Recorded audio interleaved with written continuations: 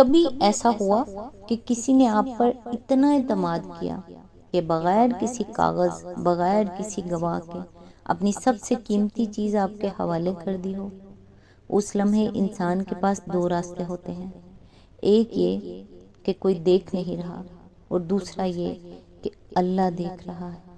دنیا میں بہت سے جرم اس لیے تو ہوتے ہیں کہ انسان سمجھتا ہے مجھے کوئی نہیں پکڑے گا، لیکن قرآن کہتا ہے ایسا کوئی لمحہ ہے ہی نہیں جس میں اللہ تمہیں نہ دیکھ رہا ہو۔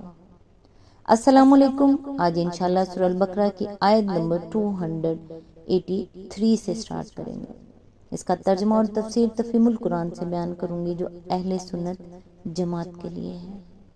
پچھلی آیت میں اللہ تعالیٰ نے قرض لکھنے اور گواہ کا حکم دیا تھا۔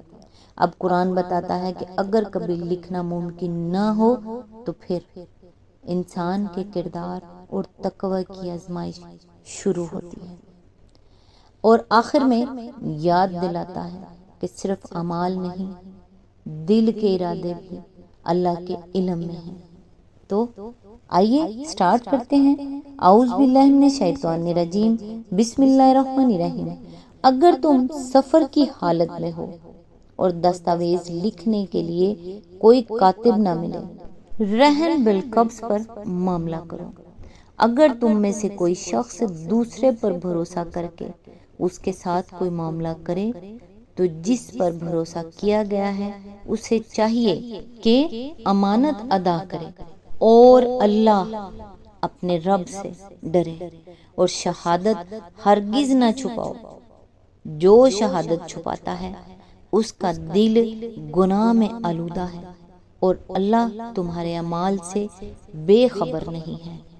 تفہیم القرآن کے مطابق اس آیت میں سبق یہ ہے کہ مولانا مودودی واضح کرتے ہیں کہ اگر سفر یا کسی مجبوری کی وجہ سے قرض لکھنا یا کاتب میسر نہ ہو تو رہن رکھا جا سکتا ہے، لیکن اگر دونوں فریق ایک دوسرے پر اعتماد کریں تو پھر جس کے پاس امانت ہو اس پر لازم ہے کہ وہ پوری دیانتداری سے اسے ادا کرے۔ اس کے بعد قرآن گواہی چھپانے سے سختی سے منع کرتا ہے، کیونکہ گواہی چھپانا صرف ایک شخص کا نقصان نہیں بلکہ پورے معاشرے میں انصاف کو کمزور کرنا ہے۔ دیانتداری کی اصل پہچان وہاں ہوتی ہے جہاں آپ کو دھوکہ دینے کا موقع بھی ہو اور پکڑے جانے کا خوف بھی نہ ہو۔ ایماندار وہ نہیں جسے لوگ دیکھ رہے ہیں، بلکہ وہ ہے جو تنہائی میں بھی اللہ سے ڈرتا ہو۔ آیت نمبر 284۔ آسمانوں اور زمین میں جو کچھ ہے سب اللہ کا ہے۔ تم اپنے دل کی باتیں خواہ ظاہر کرو یا چھپاؤ، اللہ بہرحال ان کا حساب تم سے لے لے گا۔ پھر اسے اختیار ہے جسے چاہے معاف کر دے اور جسے چاہے سزا دے۔ وہ ہر چیز پر قدرت رکھتا ہے۔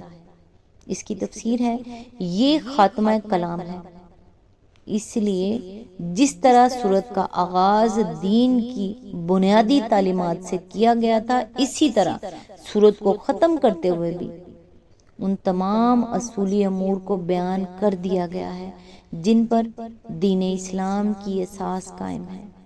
تقابل کے لیے اس سورہ کے پہلے رکوع کو سامنے رکھ لیا جائے تو زیادہ مفید ہوگا۔ اسی آیت کے ضمن میں آگے فرمایا یہ دین کی اولین بنیاد ہے۔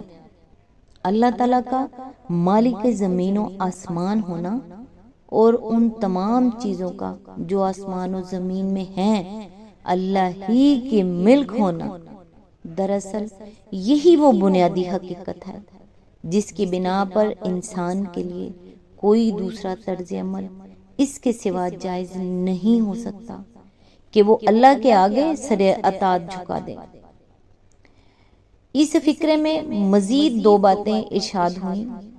ایک یہ کہ ہر انسان فرداً فرداً اللہ کے سامنے ذمہ دار اور جواب دہ ہے۔ دوسرے یہ کہ جس بادشاہ زمین و آسمان کے سامنے انسان جواب دہ ہے وہ غیب و شہادت کا علم رکھنے والا ہے، حتیٰ کہ دلوں کے چھپے ہوئے ارادے اور خیالات تک اس سے پوشیدہ نہیں ہیں۔ یہ اللہ کے اختیار مطلق کا بیان ہے۔ اس کو کسی قانون نے باندھ نہیں رکھا ہے کہ اس کے مطابق عمل کرنے پر وہ مجبور ہو، بلکہ وہ مالک مختار ہے، سزا دینے اور معاف کرنے کا کلی اختیارات اس کو حاصل ہیں۔ تفہیم القرآن کے مطابق اس آیت میں اللہ تعالیٰ اعلان کرتے ہیں کہ زمین و آسمان کی ہر چیز اسی کی ہے۔ انسان جو کچھ ظاہر کرتا ہے یا دل میں چھپاتا ہے، اللہ سب جانتا ہے۔ تفہیم القرآن کے مطابق یہاں مقصد انسان کو یہ احساس دلانا ہے کہ اللہ کے علم سے نہ نیت چھپ سکتی ہے، نہ ارادہ، نہ خیانت اور نہ ہی اخلاص۔ اسی لیے انسان کو ہر حال میں اپنے دل کی اصلاح کرنی چاہیے۔ ہم اکثر اپنی زبان کی حفاظت کرتے ہیں لیکن اپنے دل کی نہیں۔ حسد، نفرت، تکبر اور بری نیت، یہ سب بھی اللہ کے علم میں ہے۔ اس لیے صرف اعمال کی اصلاح کافی نہیں ہے، دل کی اصلاح بھی ضروری ہے۔ رسول اللہ صلی اللہ علیہ وآلہ وسلم نے فرمایا، اللہ تمہاری صورتوں اور مال کو نہیں دیکھتا بلکہ تمہارے دلوں اور تمہارے اعمال کو دیکھتا ہے۔ صحیح مسلم۔ رسول اللہ صلی اللہ علیہ وآلہ وسلم نے فرمایا، اللہ نے میری امت کے ان خیالات سے درگزر فرمایا جو ان کے دلوں میں آئے ہیں، جب تک وہ ان پر عمل نہ کریں یا انہیں زبان سے نہ کہیں۔ صحیح مسلم حدیث نمبر 127۔ یہ حدیث آیت نمبر 248 کو سمجھنے میں بہت اہم ہے۔ گزر جانے والا غیر اختیاری خیال اور وہ ارادہ جو انسان دل میں جما لے اور پھر اسے قول یا عمل میں لے آئے، دونوں ایک چیز نہیں۔ ہم نے آج قرض کی تحریر سے بات شروع کی تھی اور قرآن ہمیں دل کے راز تک لے آیا، کیونکہ مسئلہ صرف یہ نہیں کہ کاغذ پر کیا لکھا ہے، اصل مسئلہ یہ ہے کہ دل میں کیا لکھا ہوا ہے۔ لوگ ہماری دستاویز دیکھ سکتے ہیں، ہماری زبان سن سکتے ہیں، ہمارا چہرہ دیکھ سکتے ہیں، لیکن اللہ ہمارے دل کا وہ صفحہ بھی پڑھ رہا ہے جو دنیا کے کسی انسان نے کبھی نہیں دیکھا۔ اس لیے معاملات صاف رکھیں، امانتیں واپس کریں، گواہی میں خیانت نہ کریں اور اپنے دل کو بھی ایسا بنائیں کہ اگر آج اللہ کے سامنے کھول دیا جائے تو شرمندگی کی بجائے سکون ملے۔ آج تک کے لیے بس اتنا ہی۔ نیکسٹ انشاءاللہ آیت نمبر 285 سے سٹارٹ کریں گے۔ تب تک کے لیے دعاؤں میں یاد رکھیے گا۔ اللہ حافظ۔